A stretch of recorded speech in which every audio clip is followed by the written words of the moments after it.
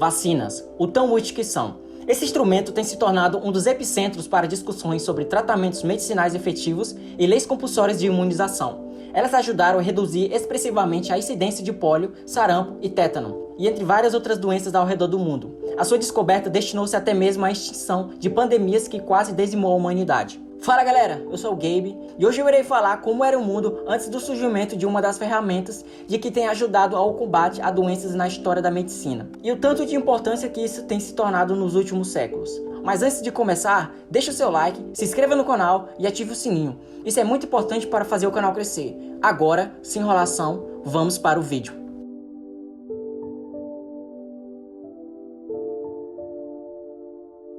Em 1789, um médico britânico chamado Edward Jenner observou que algumas vacas tinham feridas nas tetas semelhantes como as provocadas pela varíola no corpo humano. Os animais tinham uma versão mais leve da doença, a varíola bovina, ou como também conhecida como bexiga vácuo. Ele ouviu relatos de que trabalhadores da zona rural não pegavam varíola, pois já haviam tido a varíola bovina, de menor impacto no corpo humano. Então ele conduziu sua primeira experiência com James Phipps, um menino de apenas 8 anos, introduzindo na criança pus extraído das bolhas das mãos de uma mulher chamada Sarah Names, uma leiteira que havia adquirido a varíola bovina através do contato com o gado. O resultado não foi tão aterrorizante. O menino teve um pouco de febre e algumas lesões, mas não desenvolveu a infecção da varíola completa, tendo uma recuperação rápida. A partir daí, o médico pegou o líquido da ferida de outro paciente com varíola humana e novamente expôs ao garoto ao material. Semanas depois, James Phipps não havia desenvolvido a doença, mesmo tendo entrado em contato novamente com a varíola. Dessa forma, percebeu que o rumor tinha de fato uma base científica. Assim estava descoberta a propriedade de imunização que recebeu o nome de vacina.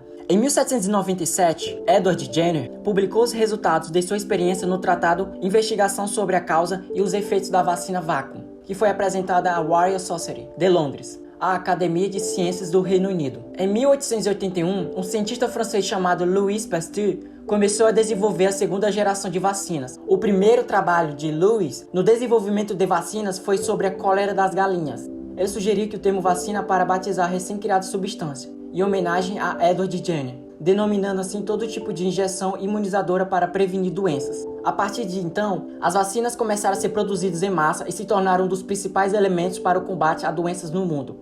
Tá, mas e antes disso tudo? Como as pessoas se cuidavam? Como as pessoas enfrentavam as doenças de sua época? E é disso que vamos falar a partir de agora.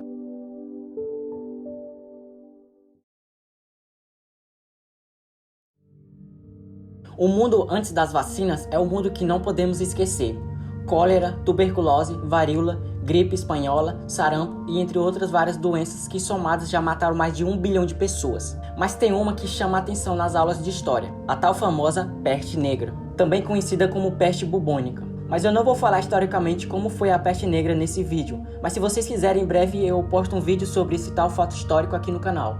Então deixe seu comentário logo aí embaixo. Para ser mais direto, irei falar como eram as formas de tratamentos nessa época de pandemia. A doença transmitida pela picada da pulga dizimou 1/3 da população europeia, mas durante esse período existiam uns personagens que chamavam a atenção dos moradores da cidade e vilas. Provavelmente você já viu esse sujeito por aí na internet ou em algum outro lugar. De cara parece amedrontador para algumas pessoas, mas na verdade era dessa forma que os médicos se vestiam na época. Eram chamados de médicos da peste. Eles tratavam aqueles que contraíram a doença nos tempos de epidemias. Na França e nos Países Baixos, os médicos não possuíam nenhuma formação médica e eram referidos como empíricos, ou seja, aplicavam apenas aquilo que aprenderam com experiência. Os médicos eram livremente autorizados a realizar autópsias que foram de outra maneira geralmente proibidas na Europa medieval, bem como a investigação de uma cura medicinal para a peste. Nessa época, sem a existência de vacinas para imunizar a população, os médicos praticavam uma forma que, segundo eles, poderiam minimizar a proliferação no corpo humano. Métodos como a sangria e diversos tipos de remédios, como colocar rãs ou sanguessugas para reequilibrar os rumores como uma rotina normal. Durante muitos anos, a população europeia acreditava que a peste negra não ia ter uma cura definitiva. Começaram até mesmo a acreditar que seria um juízo final de Deus ou o início do apocalipse.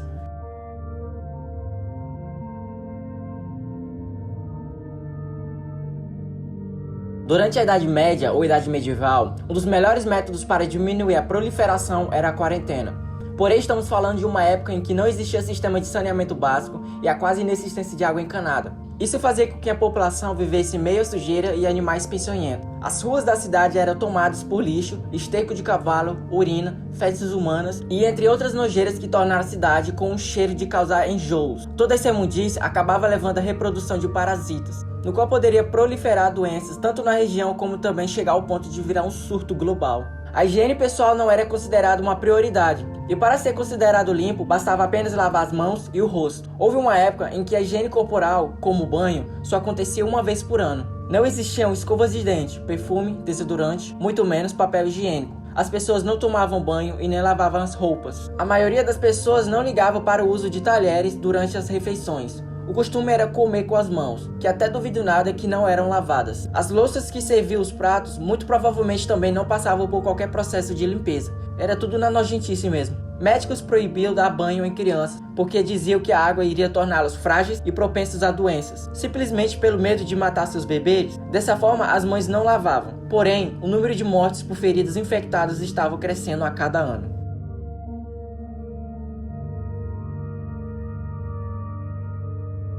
Os remédios naturais foram os mais usados por milênios e ainda vem sendo útil nos dias atuais. A sua utilização de substâncias está presente na natureza para prevenção, tratamento ou cura de patologias, com a medicação à base de ervas, componentes de animais, minerais ou vegetais. O uso de remédios naturais é uma prática de caráter científico em que as metodologias têm sido desenvolvidas e aperfeiçoadas ao longo de milênios para a eficiência de utilização das mais diversas substâncias existentes na natureza passível de tratar patologias. Antes da ciência médica contemporânea, os remédios naturais garantiam a qualidade da saúde da população. Nos dias de hoje, os métodos tradicionais obtidos através da sabedoria sobre os diversos tipos de remédios naturais são utilizados em complementariedade com a ciência médica atual.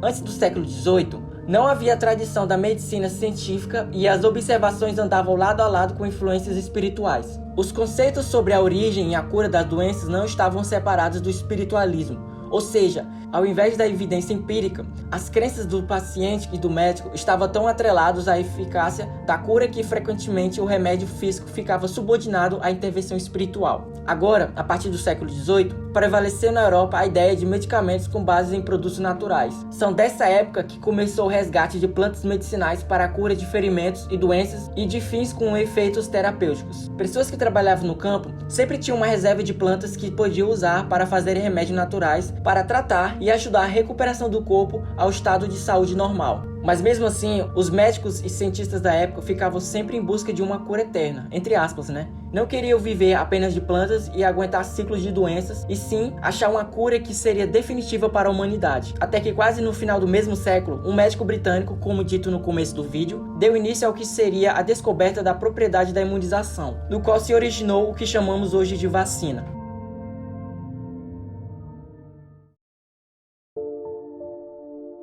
O vídeo acabaria por aqui mesmo, mas voltando para o hoje, eu queria chamar a atenção para uma coisa. Mesmo com tantos benefícios à humanidade, a vacina tem se tornado alvo de discussões e teoria da conspiração. Durante as últimas décadas, surgiu um movimento que para a maioria das pessoas é um absurdo. O movimento anti-vacina tem dominado o mundo inteiro com protestos pacíficos e com pauta em seus argumentos de que a vacina é uma ameaça à saúde pública. Eu não quero discutir nada com ninguém, e sim apenas deixar minha opinião aqui. Percebemos que a vacina trouxe grandes benefícios para a humanidade, certo? Isso se compararmos à expectativa de hoje em relação à Idade Média. Segundo os registros da Universidade de Oxford, era raro homens e mulheres atingirem os seus 50 anos de idade durante a Era Medieval. E segundo a ONU, hoje a média mundial é aproximadamente 80 anos. Isso devido ao avanço da medicina e da aplicação de métodos de prevenção como a vacina. Durante essa pandemia que estamos enfrentando agora, seria racional acreditarmos que a ciência nos provou que ao passar dos séculos, a vacina vem sendo desenvolvida com efeitos positivos à população mundial. Não faça com que isso vire um risco coletivo. Então eu peço que,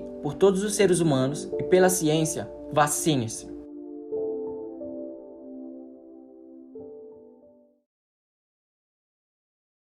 Bom pessoal, esse foi o vídeo de hoje. Queria pedir um favor para vocês. Deixe nos comentários qual tema você deseja aqui no canal. Pode ser história, filosofia, ciência e entre outros. Também queria pedir para vocês se inscrever e deixar o like. Ative o sininho para receber as notificações e não perder os próximos conteúdos. Aqui na tela vai aparecer outros vídeos para você assistir. Aproveita e maratona alguns aí, vai? E não se esqueça, apenas busquem conhecimento. Fui!